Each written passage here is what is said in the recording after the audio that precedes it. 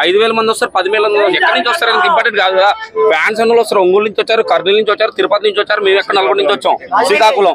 So ఎక్కడి నుంచి వస్తారు. కానీ ప్రోగ్రామ్ కండక్ట్ చేసే వాళ్ళు ఎలా చేయాలి, ఒక సిస్టమేటిక్ ఉండాలి కదా. లోపల పంపించినప్పుడు ఎలా పంపించాలి, ఏ వేలో పంపించాలి, ఎలా అవుట్ ఎగ్జిట్ అన్ని ఉండాలి కదా. ఒక్కసారి లోపల క్రౌడ్ అంతా పంపించి ఎంఐపీ పాస్ లో ఎంఐపీకి సంబంధించిన వాళ్ళు ఉన్నారా లేరు, ఫ్యాన్స్ పాస్ గ్యాలరీ ఉంది కదా, అందులో కూర్చోబెట్టాలి. బౌన్సర్లు అందరూ వచ్చి కొట్టేసుకుంటుంటే కలదు కదా. ఇంకోటి ఫ్యాన్స్ తరపున మేము సినిమా హిట్ చేసుకునే బాధ్యత మాది. జై ఎన్టీఆర్. సెకండ్ ట్రైలర్ ట్రోల్ చేశారు కదా, ఇప్పుడు ఎలా అనిపించింది?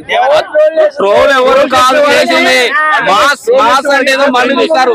ఫస్ట్ టిఎఫ్ఐ ఇండస్ట్రీలో ఆంధ్ర వాళ్ళకి కనీసం 12 లక్షల జనాభా వస్తే యాంకర్ సుమా గారు కనీసం స్టేజ్ వద్దకు రాలేకుండా యాంకర్ లేకుండా ప్రోగ్రామ్ జరిగింది ఆడియో లాంచ్.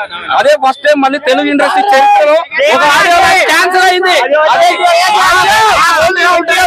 ఎన్టీఆర్ మాస్ అంటే అలా ఉంటది. మేము పక్కా మాస్ ఫ్యాన్స్ ఎన్టీఆర్ వచ్చాం. ప్రోగ్రామ్ క్యాన్సిల్ అయింది, వేలైందని మేము ఏ రకంగా బాధపడట్లేదు. సినిమా బ్లాక్ బాస్టర్ అవుతుంది. 27వ తారీఖు చూసుకుందాం.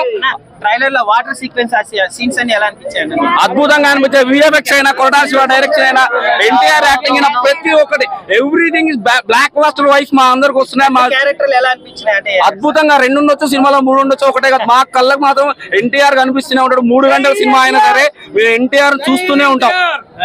ఖచ్చితంగా మేము 27 కలెక్షన్ అవ్వచ్చండి. 1000 కోట్లు ఖచ్చితంగా. 1000 కోట్లు.